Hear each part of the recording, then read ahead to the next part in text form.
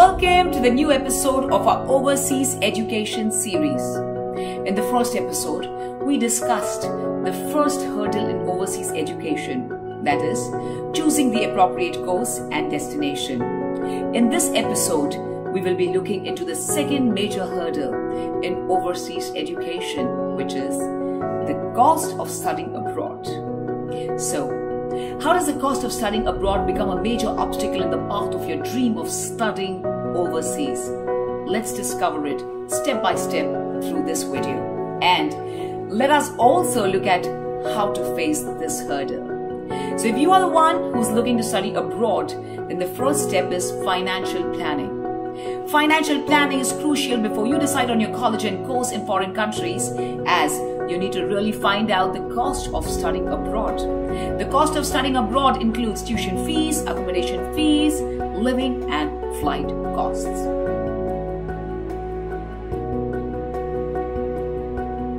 Australia is the most expensive study abroad destination.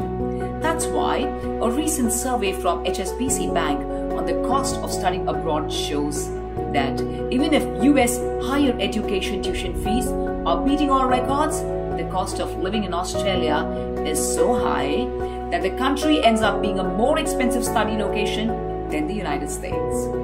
The annual university cost in the US would be around $24,914 US.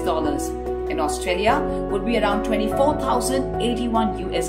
But the annual cost of living in Singapore is the highest, that is $20,292 US, and Australia it is around $18,012 US, thereby making Australia the most expensive study location.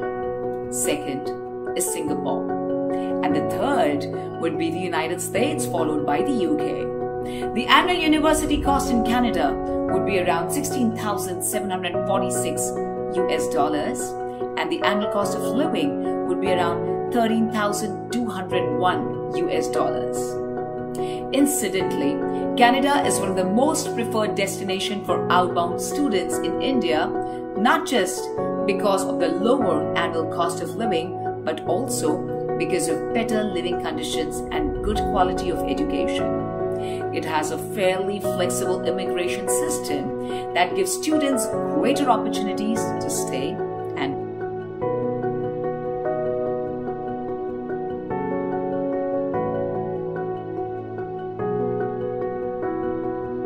international students undergo a lot of pressure while paying large bills for their course fees, accommodation, and day-to-day expenses. This becomes problematic as students in some countries find it difficult to get jobs to take care of their finances. Apart from tuition fees, they have to pay semester fees, examination fees that can pinch their pockets. Apart from tuition fees, they have to pay semester fees, examination fees that can pinch their pockets. Another problem is that in an alien land, you find out little help and trust that can provide you financial support. Students can't live with the money allotted just for student fees. They have to also spend money for other events and activities in the college as well. The foreign students are not easily granted loans initially, as the college authorities are doubtful of the students' bank account stability. College authorities would analyze your academic performance and only then decide your stipends, grants, as well as bursaries. Another reason that make foreign students financially insecure is the part-time jobs, which are restricted to a very short period. Part-time works are a great help in managing their finances, as it can give them a fair amount of money for their living expenses. But unfortunately, most of the college and universities in foreign countries do not support long-time part-time jobs. While studying in the US, students can only work around 20 hours per week and around 40 hours per week during holidays. In Canada also, students can work around 20 hours per week, but generally, the employers seek out for people who've got great work experience. China is also one of the popular study destinations for foreign students, but to get an approval for part-time job, part-time work, one has to cross many hurdles. And to claim your part-time work authorship, you have to get a confirmation letter from the university and the company's letter and get your visa marked with part-time work from the local police station. The students are not allowed to work outside, but only on campus.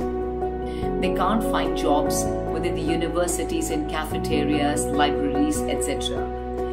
But only on campus. They can find jobs within the universities, in cafeterias, libraries, etc. Working within campus only provides them less exposure and work experience. They also can't improve their skills and abilities with the few available jobs within the college premises.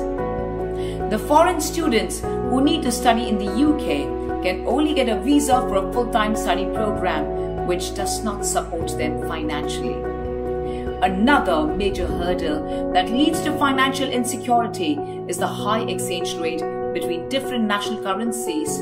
Since the difference between the US dollars and the currencies of developing nations are high, the students from these countries struggle a lot to overcome this difference. They have to sacrifice a lot of their essential necessities to cope with the high exchange rate.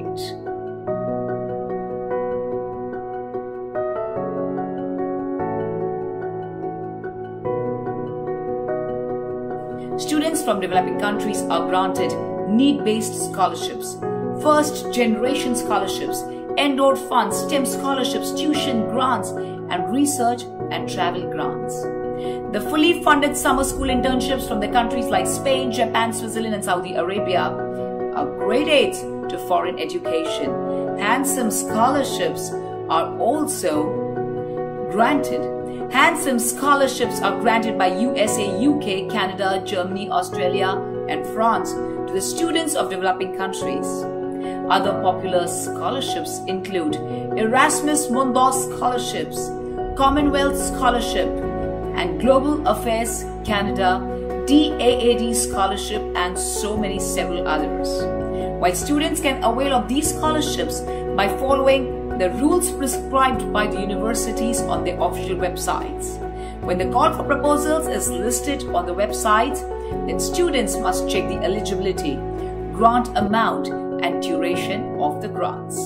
Students have to draft a statement pointing out their study and career goals, eligibility as well to avail of the scholarship, and this goes in the official transcripts.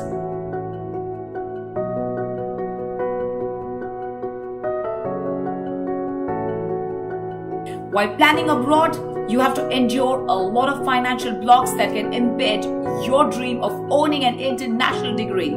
And to ease your financial burden, select colleges and destinations that can offer courses at fair rates. Students can also get and take economic loans for international education. So always look for universities that offer scholarships and grants for foreign students, and it is always good to do some research and take advice from a good education consultant who can help you suggest various options.